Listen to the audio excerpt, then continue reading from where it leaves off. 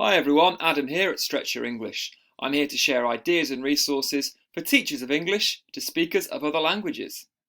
In this video, I'll be quickly introducing you to Quite a Quote, which is just an interactive presentation which contains a selection of quotes from some general and popular non-fiction books, such as autobiographies, for example.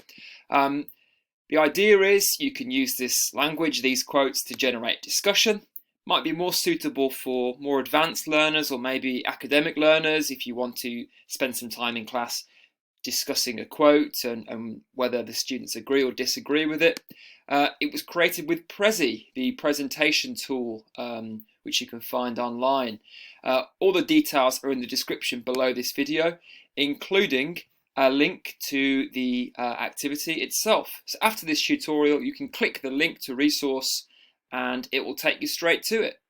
Alternatively, of course, you can visit my website, stretchyyourenglish.com, and once you're on there, find teaching resources, and it's this activity here, interactive lesson activity 5, Quite a Quote. So let's click the link to the resource and it should open in our browser. Okay, here we go.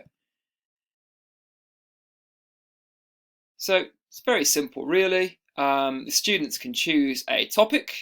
So at the moment we've got 5, 6, 7 topics, but I will be adding more the more I read.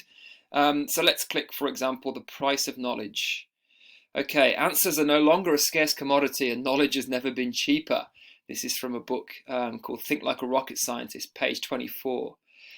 So what I would recommend is, first of all, check the student's understanding of any language. A scarce commodity is an example here of a useful collocation, but one which might need to be confirmed with the students.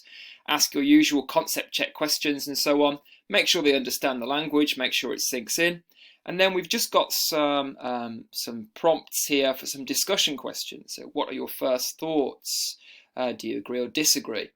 And this process can be repeated with a number of other quotes as well on different topics, and I'll let you explore those in your own time. If you need a quick recap on how to use this activity, there's just a few tips here as well for you. So have fun discussing those quotes, and in my next video I've just got a little question to ask before I publish it. Do you record vocabulary on your board or perhaps on your presentation or interactive whiteboard if you're teaching online, but then do nothing with it or very little with it?